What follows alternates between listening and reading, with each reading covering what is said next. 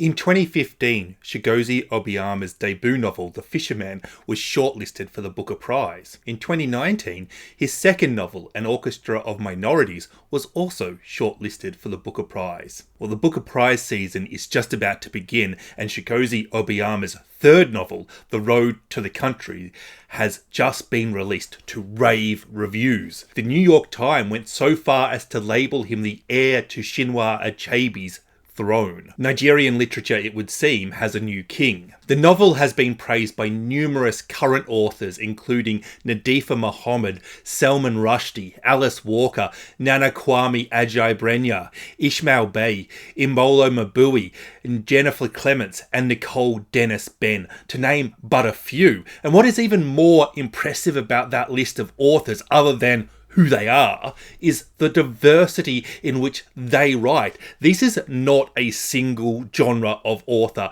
praising this book. These are authors who tackle their craft in very different ways. Chigozie Obioma is undoubtedly an author of very rare talent and one of the finest authors writing today. So when this book gets labelled as his best work yet, I'm sure, like I did, you get undoubtedly very excited to read it. But my question that I hope to answer in today's review is this Chigozie Obioma's best book yet? The Road to the Country is Obiama's taking on the big event in Nigerian history, the Biafra War. And I'm going to give you a very quick history lesson that is very much oversimplified. At the end of the 1960s, Nigeria fell into civil war as the southeast corner of the country tried to succeed from Nigeria and create a new state called Biafra. Obviously, any civil war is horrible, and this war is no exception, but it was particularly horrible because it included devastating famine and an attempt to ethnically cleanse the Igbo people from Nigeria. The One Nigeria forces were multi-ethnic, but importantly to the novel, one of the ethnicities caught up in that movement was the Yoruba people. It would be a massive oversimplification to say the Yoruba people tried to wipe out the Igbo people in that war, but nonetheless, that's kind of what you need to understand. For the sake of clarity in this video, I'm going to refer to the two sides of this war as Nigerian and Biafran. We follow Kunle, a young Yoruba man who is in search of his mother and ends up captured by Biafran forces. In an attempt to save his life, he tells them that he is Igbo and ends up fighting on the side of Biafra in the war. Obioma is intentionally blurring the sides here. Igbo and Yoruba were killing each other, which seems pretty much at odds with the claim of One Nigeria, the catch-call of the Nigerian side. A lot of horrible acts of cruelty in this novel, and one of the more horrible ones, I think, is when Kunle is part of a group that captures some men. Kunle is quick to point out that we don't know what side they're on. Nonetheless, the soldiers quickly execute the men. Was it Biafrans killing Biafrans or Biafrans killing Nigerians? We don't know. Obioma really is challenging the idea that war is fought between two clearly divided sides, and he's certainly capturing the cruelty of war. Read enough Nigerian novels and you start to understand their ideas around life and death. The afterlife and more generally their traditional spirituality are very different to our own Western ideas, and this often leads Nigerian literature to have magical realism elements to it. Obioma includes a seer who predicts that Kunle will die and then live again. This leads to some strange scenes which really does draw comparisons between this novel and The Seven Moons of Mali Omida. As a self-confessed magical realism hater, the level of magical realism in this book was very tolerable. Most of this book is historical fiction with pieces of magical realism that I could endure. There is nowhere near the level of magical realism in something like The Famished Road by Ben Okri, and just like a tiny fraction of something that you might see in a Salman Rushdie novel. My criticism of magical realism is that it usually confuses and seems completely random. And there was a little bit of time jumping in this book, and that was slightly confusing, but I found it relatively easy to figure out and correct any mistakes that I had made. In general, I cannot make my usual criticisms about magical realism for the relevant sections in this book. One of the things that I found quite interesting about this this novel was the inclusion of women in the army. This is like an area of conflict for me, because the feminist in me is quite happy to celebrate seeing women in traditional men's roles, while the pacifist in me is quite uneasy about celebrating this particular role for anybody really. But Obiama's intention is to quite simply show you the realities of the situation. Women did play an active role in the Nigerian Civil War. Women believed in Biafra, they fought for it, they held positions of power, they killed, they committed war crimes, just the same as men in the army did, and hence Obioma represents that in this book. This is not a PC thing. This is not something the anti-PC brigade should be getting sand in their nether regions about. This is simply an undisputed fact represented in fiction that really just brings something home. And it does allow Obioma to show us something about women in war and the impact that one woman has on Kunle. War on its surface level seems like the last place somebody might fall in love, but there is something about human connections during war that seems so normal. With all the barbarism, love seems like the last refuge. A love story is a trope we see fairly frequently in novels of war and conflict, in novels discussing divide and ethnicity. Last year we saw Trespassers by Louise Kennedy feature a love story between a Protestant and a Catholic during the Troubles in Ireland. And seeing this love story between a Yoruba and an Igbo woman maybe could be considered tired and forced, but it's not in the least. And I think it's testament to Obioma's ability to capture human nature that this is a really compelling part of the plot.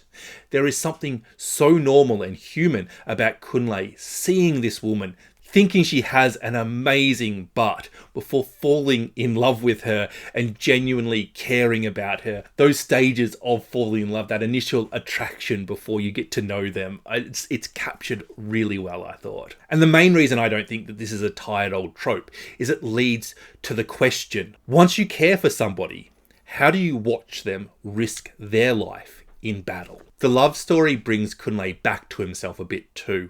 Previously, he's blaming himself for the accident that sends his brother away. His journey to find his brother is really an act of self-flagellation, a depressed man with nothing to live for.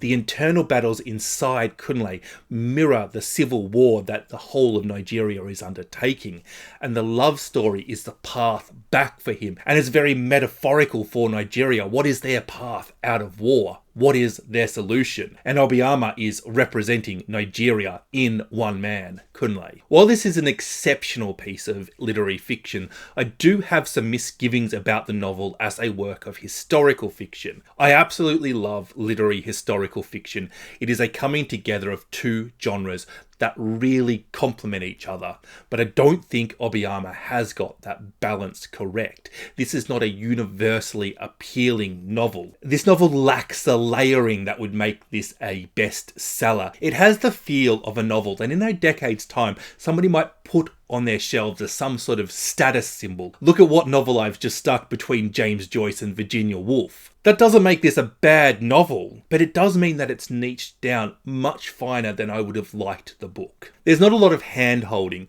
While Kunle's character is painted well and you know his overall feelings and emotions, with the exceptions of the scenes with his love interest, you really struggle to know what he is feeling in individual scenes without thinking about it too hard. I am still a little bit confused at the exact nature of the transgression that caused Kunle to blame himself for his brother's exit. This is not the level of character development that I expected from the author of An Orchestra of Minorities, where the chip on Chigozie's shoulders, his rage, his sadness, his jealousy, all comes through crystal clear. Maybe it's due to the numbness that Kunle feels due to his guilt and sadness around his brother. Look, the emotions are there, but they require a bit more work from the reader. They're just not as well painted as they were in his last novel. Chigozie Obioma is really trusting his reader with this novel. He is expecting quite a lot from them too. And hands up, I just wasn't keeping up with this in real time as I was reading it. I had to stop and think and catch things up and digest. If we look at everything in this novel,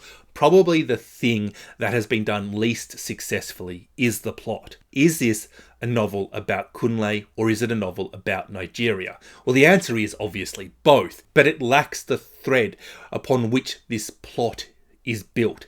Should it be centering Kunle or should it be centering Nigeria? And it means that we're constantly switching between the Nigerian Civil War as the focus and Kunle as our focus. This creates a little bit of confusion, and it's nothing that can't be overcome, but for me this would have been much better if Kunle was the singular focus. This is a very, very good novel, make no mistakes about that, and if you're a literary fiction fan who enjoys seeing some cool writing techniques to demonstrate things and enhance your experience, I unreservedly recommend this book.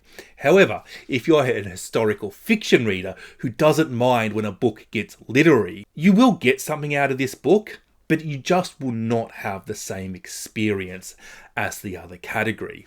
And personally, I do identify as both those readers, and I really wanted this book to satisfy both itches, and it only does one.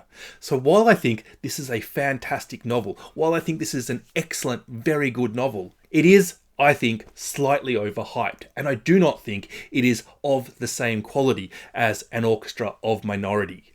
And that is an excellent book and a very hard book to improve upon. Let's put that out there. The Road to the Country is still a book that confirms Obioma as one of the most talented authors of his generation. To give you a really, really lazy comparison, if you're still not sure about this book, think of Half of a Yellow Sun crossed with the Seven Moons of Mali Amida, although in my opinion, The Road to the Country is a much better novel than both of those last two books. I'd like to thank my wonderful Patreons for their support.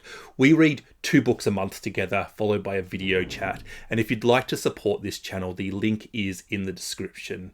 Thank you so much for watching. Bye bye.